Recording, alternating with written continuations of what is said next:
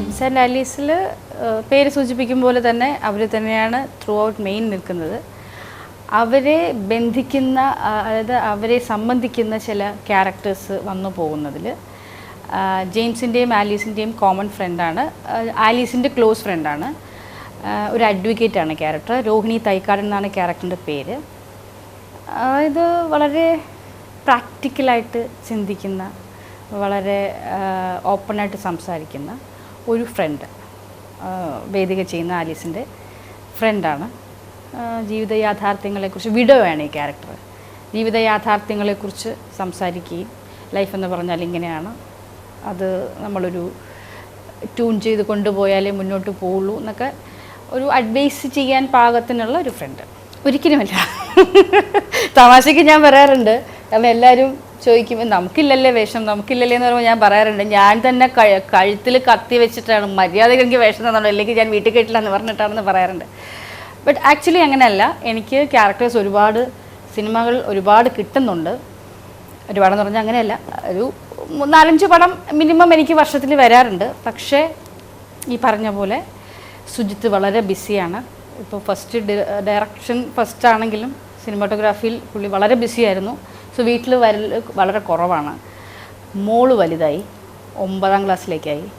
അപ്പോൾ പാരൻസ്, ഏതെങ്കിലും ഒരു പാരൻറ്റ് മോളുടെ കൂടെ വേണം എന്ന് എനിക്കും സുജിത്തിനും ഒരേപോലെ നിർബന്ധമുള്ളത് കൊണ്ടും നല്ല വർക്കുകൾ വരുമ്പോൾ നമുക്ക് തെറ്റില്ലാതെ അധികം സ്പെൻഡ് ചെയ്യാതെ മോളെ വിട്ട് നിൽക്കാതെയുള്ള വർക്കുകൾ ചെയ്യാമെന്നുള്ള ഒരു ഇതിലുമാണ് ആക്ച്വലി വിട്ട് നിൽക്കുന്നത്, ഇടയ്ക്കിടയ്ക്ക് വന്നു പോകുന്നത്. പിന്നെ ജെയിംസിൻ്റെ ആലീസിൻ്റെ കാര്യം പറയുമ്പോൾ ഓഫ് കോഴ്സ് പുള്ളിയുടെ ഹസ്ബൻഡിൻ്റെ പടത്തിൽ ചെയ്യണമെന്ന് ഏതൊരു ഭാര്യയ്ക്കും തോന്നും, ആക്ട്രസ് ആണെങ്കിൽ. അങ്ങനെ ചെയ്തതാണ്. സൗമ്യനാണോ എന്ന് ചോദിച്ചു കഴിഞ്ഞാൽ സൗമ്യം ആകേണ്ട സ്ഥലത്ത് മാത്രമേ സൗമ്യമാകാറുള്ളൂ. അല്ലാത്തപ്പോൾ സൗമ്യനാണോ എന്ന് ചോദിച്ചു കഴിഞ്ഞാൽ ആണ്, ആക്ച്വലി സൗമ്യനാണ്. പക്ഷേ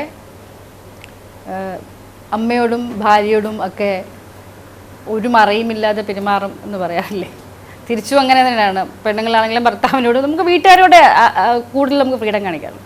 പുള്ളി ഹോട്ട് ടെമ്പേർഡാണ്.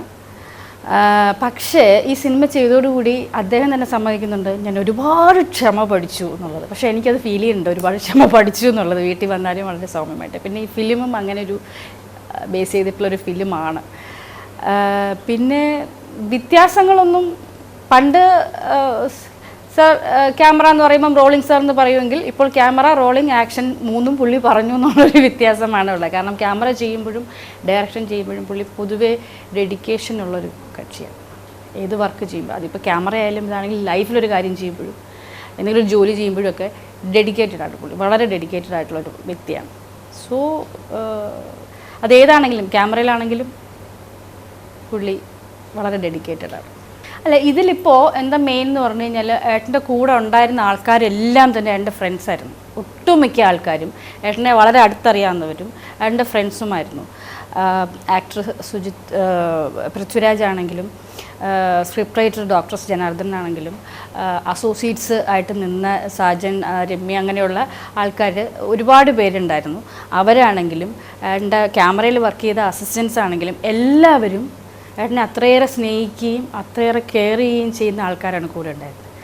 അതുകൊണ്ട് തന്നെ സപ്പോർട്ട് ചെയ്യാൻ ആൾക്കാർ കൂടുതലുണ്ടായിരുന്നു. സോ ടെൻഷൻ ഉണ്ടായിരുന്നില്ല എന്ന് ഞാൻ പറയുന്നില്ല, വളരെ ടെൻഷനോടുകൂടി ഞാൻ കണ്ടിട്ടുണ്ട്. പക്ഷേ ആ ടെൻഷൻ സാധാരണ സിനിമാറ്റോഗ്രാഫി ചെയ്യുമ്പോൾ ഉണ്ടാകുന്ന ടെൻഷൻ കംപ്ലീറ്റ് എൻ്റെ അടുത്ത് വന്ന് തീർക്കാറുണ്ടായിരുന്നു. പക്ഷേ ഇതിൽ ആ ടെൻഷൻ ഉണ്ടെങ്കിൽ പോലും വളരെ സൗമ്യനായിട്ടാണ് ഞാൻ കണ്ടിരിക്കുന്നത്. സോ എനിക്ക് അങ്ങനെ ഒരു എന്താ പറയുക, ടെൻഷൻ നിറഞ്ഞ ഒരു ഇതാണെന്ന് എനിക്ക് തോന്നിയിട്ടില്ല സെറ്റ്. അല്ല, അത് സിനിമ തുടങ്ങുന്നതിന് മുമ്പ് ഞാൻ പറഞ്ഞിരുന്നു, എന്നെ വഴക്ക് പറയുമെങ്കിൽ മാത്രം എന്നെ ലൊക്കേഷനിലിട്ട് ആർട്ടിസ്റ്റായിട്ട് വിളിച്ചാൽ മതി, അല്ലെങ്കിൽ ധാരാളം മുഴുവൻ രാവിലെ ഇവിടെ തന്നിട്ട് കൊണ്ട്. അല്ല, ഞാൻ തമാശ പറഞ്ഞാണ്. അല്ല, അവിടെ ചെന്ന് കഴിഞ്ഞാൽ എനിക്ക് ഫീൽഡ് നിൽക്കുന്നതുകൊണ്ട് എനിക്കറിയാം എന്താണ് ഫീൽഡ് എന്നുള്ളത്, എനിക്കത് അറിയാം. അതുകൊണ്ട് തന്നെ ഞാൻ സെറ്റിൽ പോയാൽ ഒരുപാട് ഞാൻ ബുദ്ധിമുട്ടിക്കാറില്ല. പിന്നെ തീർച്ചയായിട്ടും നടിയായിട്ട് തന്നെയാണ് കണ്ടത് സെറ്റിൽ. അവിടെ ഭാര്യ ഭർത്തൃ ബന്ധമില്ല. അത് ബാക്കിയുള്ള ആർട്ടിസ്റ്റുകൾ എങ്ങനെയാണോ അതുപോലെ തന്നെയാണ്. പാക്കപ്പ് വിളിച്ചാൽ മാത്രമേ പിന്നെ ഭാര്യയായിട്ട് കാണാറുള്ളൂ.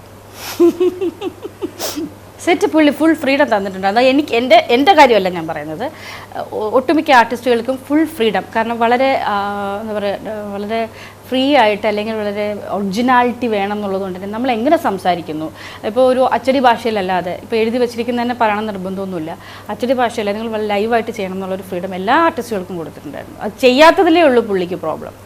ചെയ്യണം എന്ന് തന്നെയാണ് പുള്ളി പറഞ്ഞിരിക്കുന്നത്. പിന്നെ സെറ്റ് ഞാൻ പറഞ്ഞില്ലേ, ഒരു ഫാമിലി പോലെയായിരുന്നു. ഞങ്ങൾക്ക് എല്ലാവർക്കും പരസ്പരം അങ്ങോട്ടും ഇങ്ങോട്ടും അറിയാവുന്ന ആൾക്കാരായിരുന്നു എല്ലാവരും. സോ അതുകൊണ്ട് തന്നെ വളരെ കാരണം ഇപ്പോൾ പ്രൊഡ്യൂസറാണെങ്കിൽ സമയത്ത് വന്നാൽ മതി അല്ലേ, സ്ക്രിപ്റ്റ് റൈറ്റർ ആണെങ്കിലും എഴുതി കൊടുത്തു കഴിഞ്ഞാൽ കാര്യം കഴിഞ്ഞു പോയാൽ മതി. പക്ഷെ ഇവരൊക്കെ തന്നെ ഫുൾ ടൈം സെറ്റിലുണ്ടായിരുന്നു എന്നുള്ളതാണ്. അപ്പം ശരിക്കും പറഞ്ഞാൽ അങ്ങനെ സപ്പോർട്ട് ചെയ്യാൻ ഉള്ള ഫ്രണ്ട്സ് ഉള്ളത് തന്നെ സുഹൃത്തിന് വളരെ ലക്കിയാണ് ശരിക്കും ആ കാര്യത്തിൽ.